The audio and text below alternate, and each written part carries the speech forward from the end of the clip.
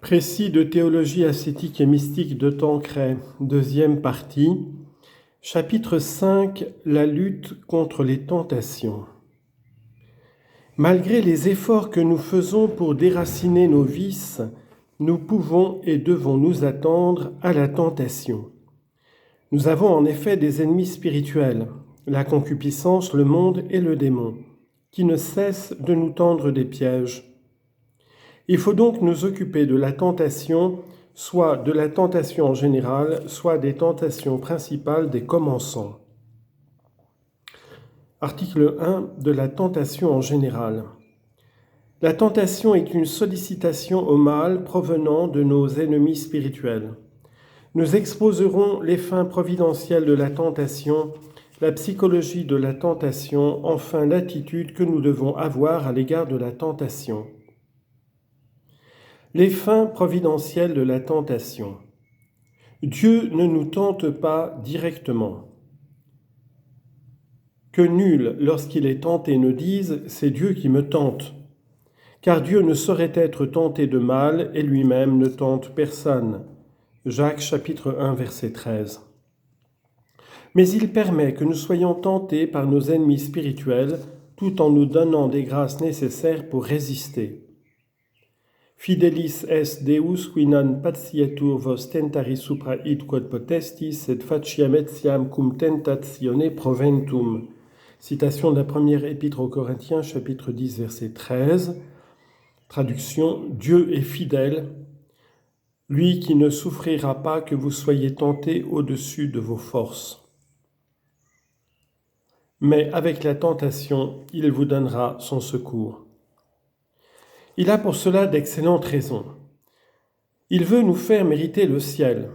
Sans doute il aurait pu nous octroyer le ciel comme un don, mais il a voulu sagement que nous le méritions comme une récompense. Il veut même que la récompense soit proportionnée au mérite, par conséquent à la difficulté vaincue. Or il est certain que l'une des difficultés les plus pénibles, c'est la tentation qui met en péril notre fragile vertu. La combattre énergiquement est l'un des actes les plus méritoires. Et quand avec la grâce de Dieu nous en avons triomphé, nous pouvons dire avec saint Paul que nous avons combattu le bon combat et qu'il ne nous reste plus qu'à recevoir la couronne de justice que Dieu nous a préparée. Il y a d'autant plus d'honneur et de joie à la posséder que nous avons plus fait pour la mériter. C'est aussi un moyen de purification. Elle nous rappelle en effet qu'autrefois, par manque de vigilance et d'énergie, nous avons succombé, et nous est ainsi une occasion de renouveler des actes de contrition, de confusion et d'humiliation qui contribuent à purifier notre âme.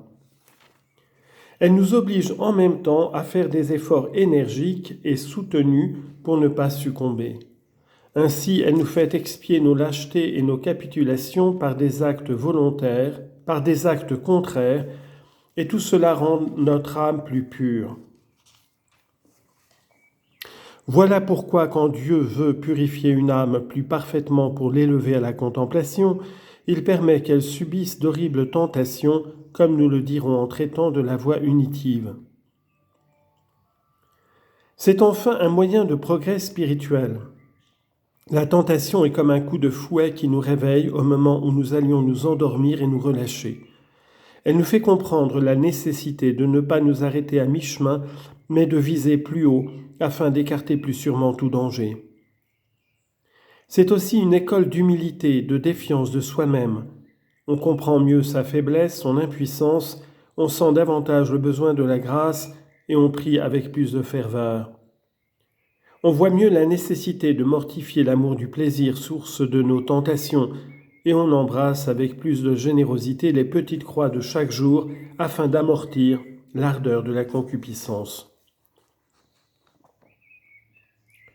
C'est une école d'amour de Dieu, car pour résister avec plus de sécurité, on se jette entre les bras de Dieu pour y trouver force et protection.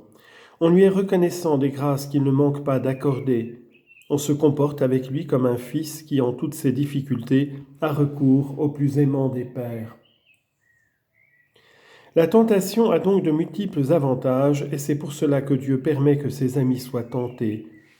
Parce que tu étais agréable à Dieu, dit l'ange à Tobie, il a fallu que la tentation t'éprouvât. Tobie, chapitre 12, verset 13. La psychologie de la tentation. Nous décrirons, premièrement, la fréquence de la tentation, deuxièmement, ses diverses phases, troisièmement, les marques et les degrés de consentement. Premièrement, la fréquence des tentations. La fréquence et la violence des tentations varient extrêmement.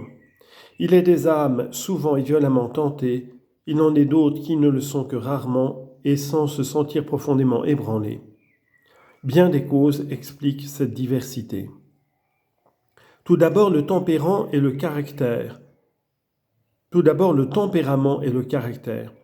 Il y a des personnes extrêmement passionnées et en même temps faibles de volonté, souvent tentées et que la tentation bouleverse.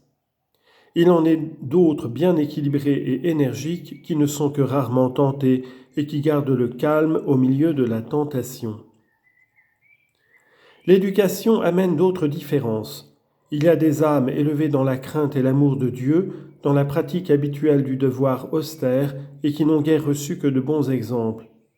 D'autres, au contraire, ont été élevés dans l'amour du plaisir et la peur de toute souffrance et ont vu trop d'exemples de vie mondaine et sensuelle.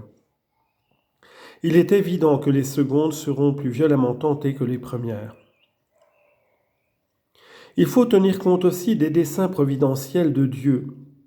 Il est des âmes qu'il appelle à une vocation sainte et dont il préserve la pureté avec un soin jaloux.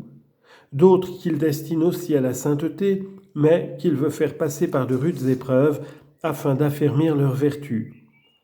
D'autres enfin qu'il n'appelle pas à une vocation aussi élevée et qui seront plus souvent tentés, quoique jamais au-dessus de leurs forces.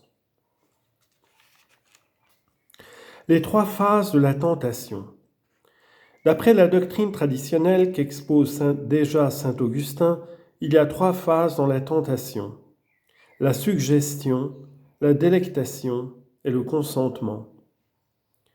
La suggestion consiste dans la proposition de quelque mal. L'imagination où l'esprit se représente d'une façon plus ou moins vive les attraits du fruit défendu. Parfois, cette représentation est très séduisante, s'impose avec ténacité et devient une sorte d'obsession. Si dangereuse que soit cette suggestion, elle n'est pas un péché pourvu qu'on ne l'ait pas provoquée et qu'on n'y consente pas librement. Il n'y a faute que lorsque la volonté y donne son consentement. À la suggestion se joint la délectation. Instinctivement, la partie inférieure de l'âme se porte vers le mal suggéré et on éprouve un certain plaisir. Il arrive maintes fois, dit saint François de Sales, que la partie inférieure se plaît en la tentation sans le consentement, mais contre le gré de la supérieure. C'est la guerre dont parle l'apôtre et qu'il décrit quand il dit que sa chair convoite contre son esprit. Cette délectation de la partie inférieure, tant que la volonté n'y adhère pas, n'est pas une faute, mais c'est un danger, parce que la volonté se trouve ainsi sollicitée de donner son adhésion. Alors se pose l'alternative, la volonté va-t-elle consentir, oui ou non? Si la volonté refuse son acquiescement, combat la tentation et la repousse, elle est victorieuse et fait un acte très méritoire. Si au contraire elle se complaît dans la délectation et y prend plaisir volontairement et y consent, le péché intérieur est commis. Tout dépend donc du libre consentement de la volonté. Et c'est pourquoi nous allons, pour plus de clarté, indiquer les signes auxquels on peut reconnaître si et dans quelle mesure on a consenti. Les signes du consentement. Pour mieux expliquer ce point important, voyons les signes de non-consentement, de consentement imparfait et de plein consentement. On peut considérer qu'on n'a pas consenti si, malgré la suggestion et le plaisir instinctif qui l'accompagnent, on éprouve du mécontentement, de l'ennui de se voir ainsi tenté, si on lutte pour ne pas succomber si on a une vive horreur dans la partie supérieure de l'âme pour le mal proposé. On lit en note. Saint François de Sales raconte que Sainte Catherine de Sienne, ayant été violemment tentée contre la chasteté, notre Seigneur lui dit « Dis-moi, ces tiennes sales cogitations de ton cœur te donnaient-elles plaisir ou tristesse, amertume ou délectation ?» Et elle dit « Extrême amertume et tristesse. » Et notre Seigneur la consola en ajoutant que ces peines étaient un grand mérite et un grand gain. Fin de citation et fin de note.